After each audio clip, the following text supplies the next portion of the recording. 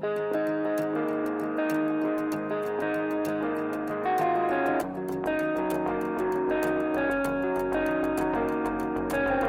everyone, всем привет! Welcome to my channel AllasYummyFood. I'm Alla, the host of the show. Today I'm going to be sharing with you one of my favorite desserts ever, and it just happened to be a really healthy one. I have been developing delicious vegan, gluten-free and dairy-free recipes that taste incredible and anyone can have them, and of course they have no sugar as well. So literally it's been an amazing, roller coaster of experimenting, and this recipe is my favorite. It's a bomb. It's a mix between raspberry and chocolate. So today I'm going to show you how to make this beautiful chocolate ganache tart with raspberry inside. We're using no gelatin as well, so this recipe is completely plant-based. To get access to this recipe and many other amazing recipes just like that, you can become a member at AllasYummyFood.com. I'll leave the links down below in the description box where you can check it out and join thousands of other chefs and bakers and food lovers just like you, and join our amazing baking and cooking community. All the recipes are 100% tested and guaranteed to give you a success from the first try, and of course there's no annoying ads or pop-ups on my membership site. So I really hope you join us, and now let's get cooking. In a food processor, add ground almonds, dates, I have soaked mine for 30 minutes, cocoa powder and a little bit of water. Place it onto your food processor stand and blitz a few times until you get nice soft mixture. You don't need to blitz for too long. As long as the mixture is starting to come together, then our base is done. It looks just like so. Here I've got my cake ring. I'm gonna wrap it in some foil, and this will help us to peel it off later and for the base not to fall out. You can also use a springform pan as well, but it's just a bit easier to use a ring in my case. So take your chocolate base mixture, add it right in the middle, and then using your hands, I'm wearing a glove because the mixture is so sticky, just evenly distribute it around the edges and make sure it's nice and sealed. And it will look just like this. So we're going to place this in the fridge while we make our other fillings. Now we're going to make our raspberry filling. Over here I've got raspberry puree, and then I'm going to add some maple syrup. You can also use some sugar-free syrup if you wanted to make this sugar-free. You want to mix everything together until your syrup and your raspberry puree is mixed through.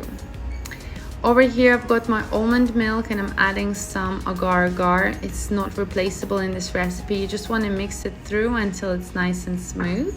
Then place your raspberry mixture on the stove, and as soon as you start to see the first bubbles, you want to add your agar-agar mixture.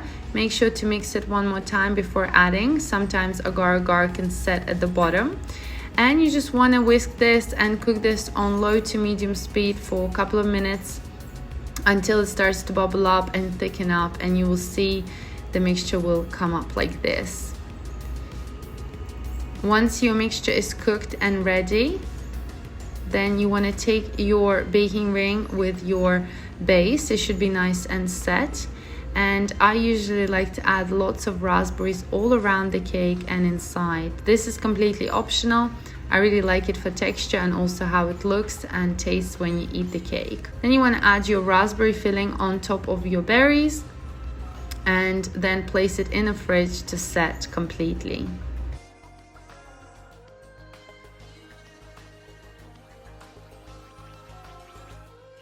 Over here I've got some dark chocolate and coconut whipped cream. You have to use a whipping cream, no other cream will work. Here you can see coconut milk and whipping cream.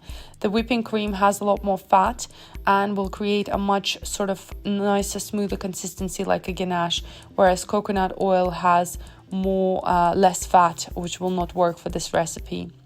And as you can see, the coconut milk is very, very liquid, whereas coconut whipping cream is much thicker and exactly what we're going to need for this recipe. So what we're going to do, we're going to warm up, melt our chocolate, and then warm up our coconut cream as well. Then we're going to combine both mixtures together and mix it basically until you get nice smooth ganache. You can add pretty much all of it straight away, and you'll see it will start to come together. This vegan coconut ganache just tastes absolutely amazing. You can never tell that it's got coconut in there because the coconut whipping cream has not such strong flavor. Once it's great, we're gonna leave it to cool down. Once your cake has set, it should look just like this. And our chocolate has fully cooled down. You can just test and make sure it's all set. You're gonna add your chocolate ganache all over the cake.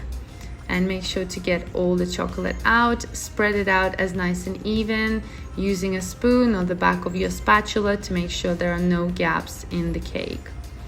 Once you've done that, you can place it back into the fridge to set fully overnight.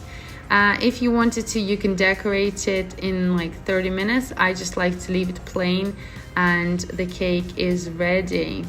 Take it out of the mold and for dramatic effect, spray some golden lust on top. Decorate it with a few more raspberries, some sugar decorations and fresh mint. This cake is absolutely fantastic. It's so delicious. It's very soft. An amazing burst of chocolate and raspberry, and it's fully vegan and absolutely just incredible. I hope you enjoy it, and it's literally such a delicate cake, and it melts in your mouth. All the flavors work together really well, and if you're a fan of chocolate and raspberry, this one is definitely for you.